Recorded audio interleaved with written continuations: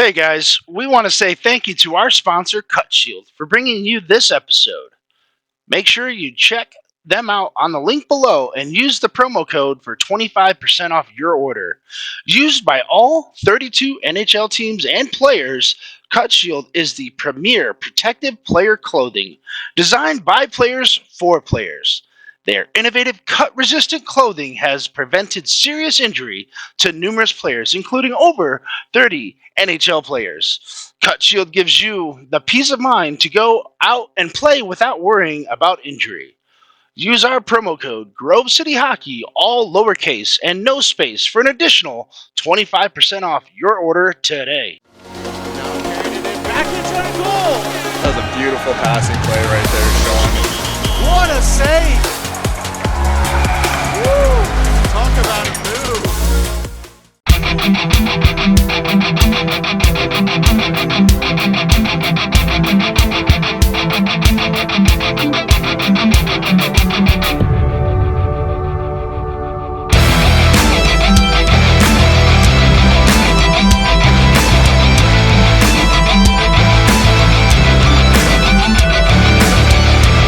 Welcome to another exciting edition to Grove City Hockey Presents Hockey in our neck of the woods, and you, sir, were a very talked about person towards the end.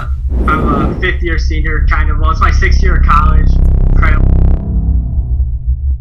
Welcome to GCH Podcast. I'm your host, Ben W. Stock, and with me is a very special co-host. We have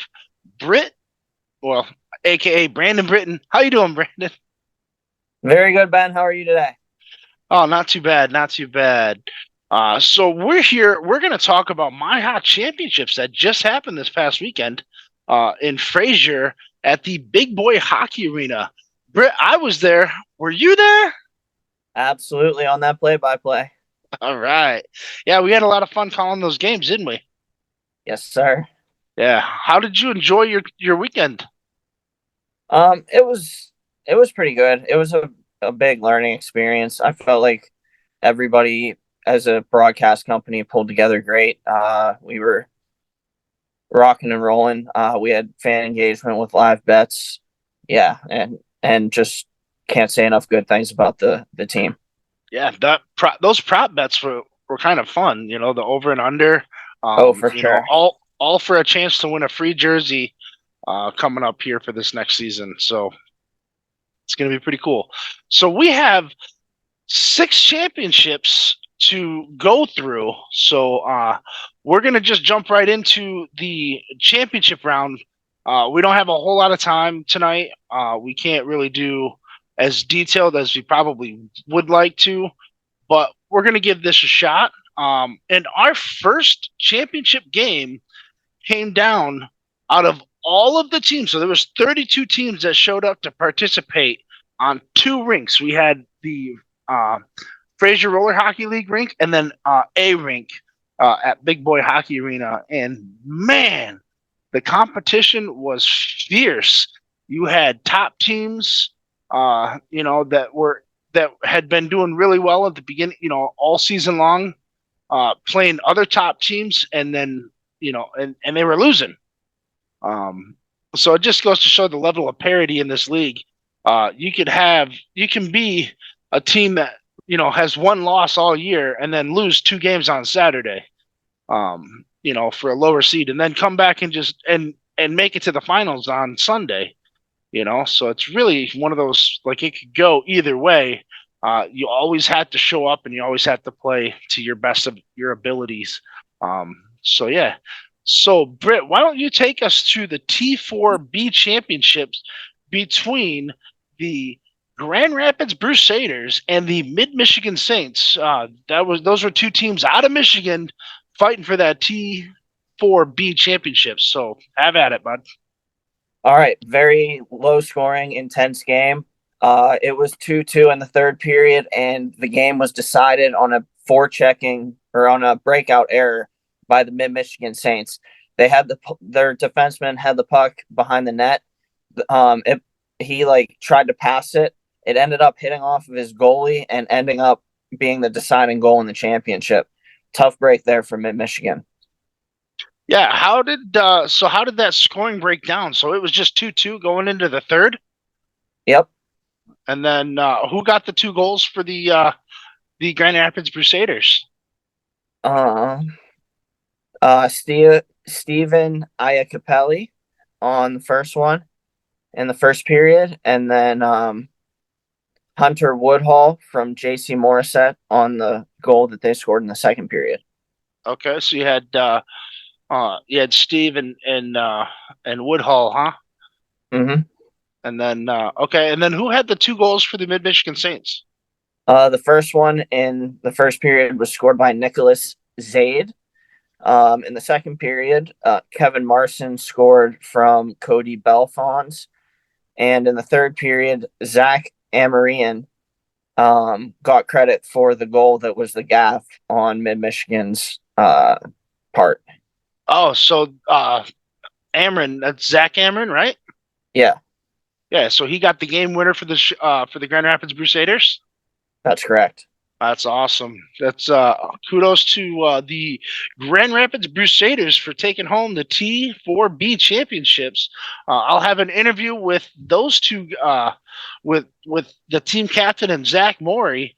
I'm not sure if he's an assistant captain or not, but I'll find out when I do the interview with them next week. So stay tuned for that.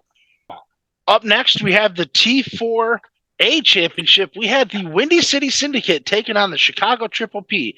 Britt, tell us a little bit about this game and how it went down, since you got a chance to call this game, and I had already taken off to go pick up my son. So let's take a look. So, Windy City would get the first goal. It was Joshua Haas from Mark Mikulek. Windy City would then go up 2-0 in the second period. Mark Mikulek from Josh Davich. Chicago, not to be outdone, would score on the power play to make it 2-1 at the end, towards the late in the second, and that was Tyler Przuski from Matt Slansky.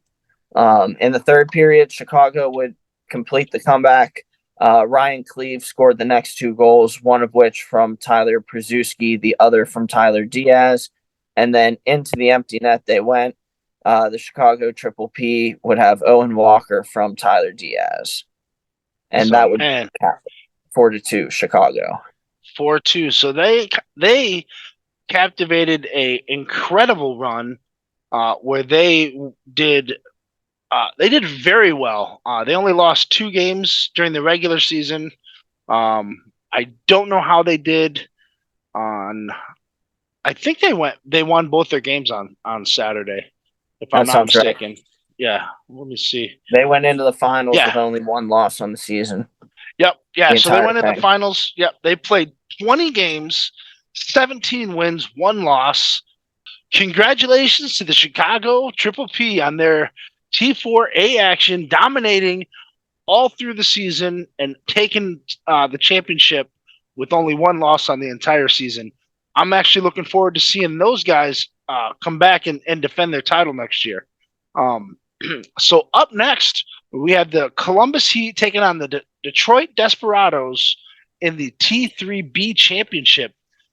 This one started out very strong for the Columbus Heat. They took control real quick, got an early goal into this game, but not to be outdone with after 10 minutes, the Detroit Desperados finally put something on the board. They had one meeting earlier this season, which was actually on Saturday.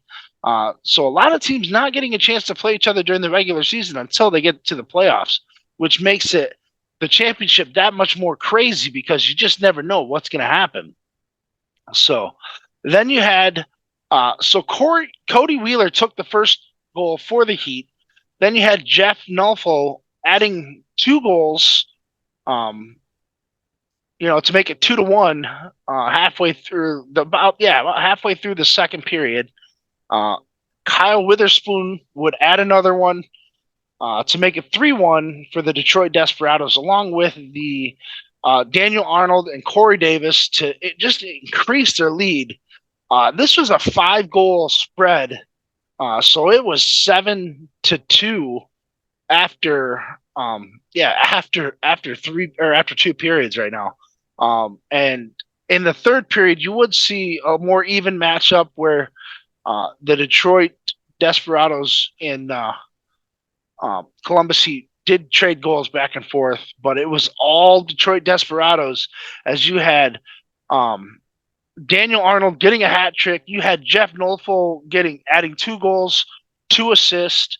It was just insane. And Andrew Telfair, aka Nasher, he had 2 goals to help his team out. But again, I think that's the 4th championships that the Columbus Heat have been in, and that's the 4th time they were runner-ups. Hopefully they can regroup for next season and come back even stronger.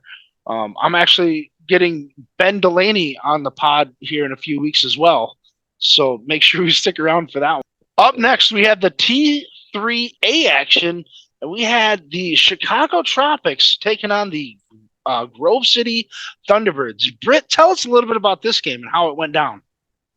Well, in the last game of the day here, very exciting. I saw the last of the overtime and even the shootout. Unfortunately, the game was decided by a shootout. It's a league championship. You should let the boys play, in my opinion.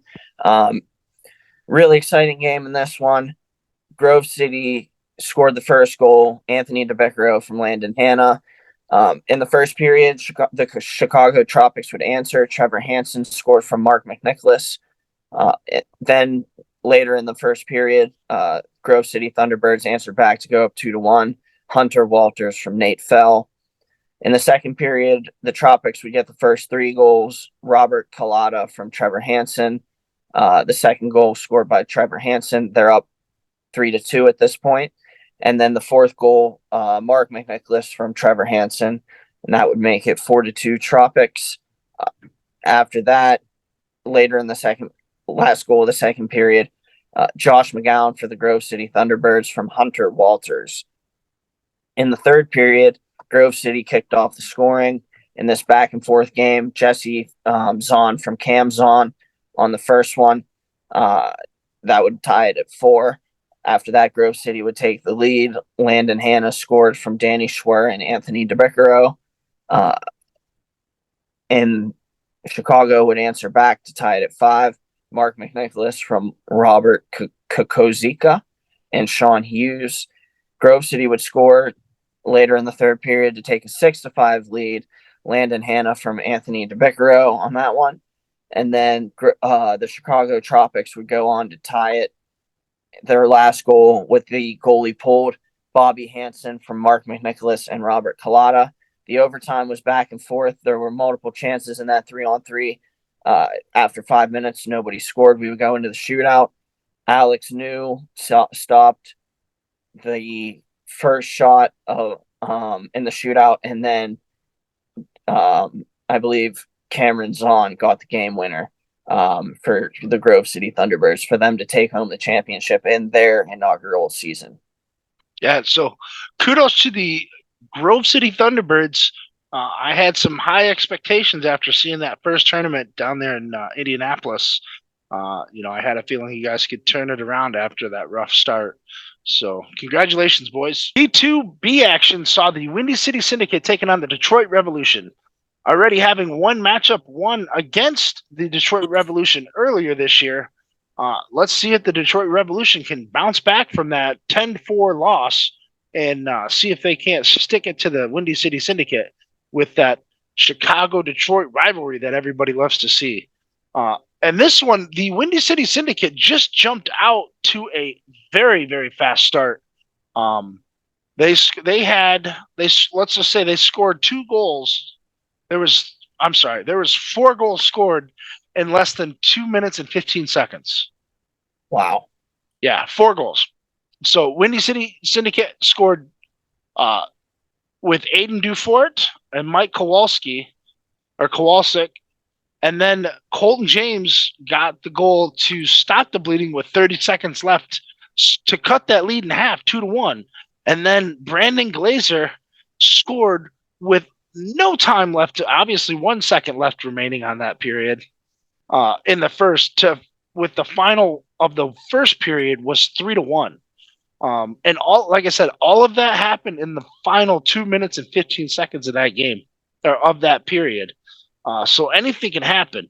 So in the second period, the Windy City Syndicate would add 2 more goals. Yeah, another one by Brandon Glazer and Jeremy Collada. Then Kyle Allard would add one for the Detroit Revolution in the third, and then Brandon Glazer would add another one to make it 6-2, and then the Detroit Revolution got another one from Grady toward the end. But again, with an effort behind Brandon Glazer's 3-goal effort, there was just nothing that the Detroit Revolution could have done after a very, very strong outing on Saturday. I actually thought that they were the surprise team for me on Saturday because of how hard they played the one-loss team of the Cincy Kings. They only lost to them by 1 goal, which is probably the closest game that the Cincy Kings have had all year. And then on top of that, they took the Fresh Coast in a shootout, which was the Fresh Coast was the number 1 team, number 1 seed overall going into the tournament, as they were the regular season champs. So congratulations to the Windy City Syndicate on their T2B championship over the Detroit Revolution. Indeed, and a very exciting game. Yeah, it was. Up next is our final matchup. We had the Buffalo New Era taking on the Cincy Kings. Now, these two teams have had a chance to meet prior, and that happened on April Fool's Day, and it was all Cincy Kings as it was 12-4. So now, what would happen in this matchup? Well, I'll tell you right now, it blew me away because I was listening to this on the way home, and this one had me up and like all over the road because I was trying to watch the game instead of driving, because of how back and forth and how close this game was. You know, what did you think of the game? I thought Takahashi for Buffalo New Era had a pretty stellar game all throughout, limiting the Cincy Kings to 4 goals. I thought on the other end, Harden for the Cincy Kings also had a pretty good game. Well played defensively. Got exciting game. Got to be a winner. Got to be a loser. Yep. Yeah, and with that, so we'll just jump right into it. So this one started out with a Buffalo New Era as John Garvin scored the first goal of this T2A championship. Then you had Jack Telford knotting it back up at 1. Still in the first period, Todd Linus, a GCH podcast interviewee, added a goal as well to make it 2-1. He was also your Tier 2A or T2A scoring champion for the season. Then another GCH interviewee, CJ Grohl, ties it back up. And man, I'll tell you what, this game just so close, so back and forth. John Garvin would add a goal for the Buffalo New Era to make it 3-2 to go into that second period. And then Jess Hackett would add a goal, especially with an assist by Roy Davis and Todd Linus. Jack Telford again will get some help and get a power play goal to make it 4-3 with assists from Nick Okada and Kevin Putnam. Then Linus again added another goal to make it 5-3. The Cincy Kings Will Liminick from an assist from Okada would make it 5-4, and as an added insurance, the Buffalo New Era's Andy Ferrantino would add that insurance goal to make it 6-4, and that was it for the Cincy Kings, as they just could not recover. Well, so that's going to do it for this episode. We want to, again, congratulate all of the 32 teams that made the playoffs. You guys are listed right there. And then, so let's give a shout out. Congratulations to all our champions again. So T4B, we saw the Grand Rapids Crusaders. T4A action saw the Chicago Triple P. T3B saw the Detroit Desperados.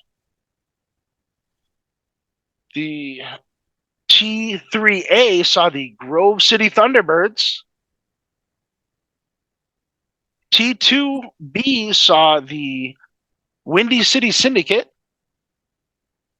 And finally, the T2A champions are the Buffalo New Era. Congratulations to all our teams. Can't wait to see you guys defend those titles next season. Britt, thanks for stopping by. You're welcome. Thank you for having me. It's an honor.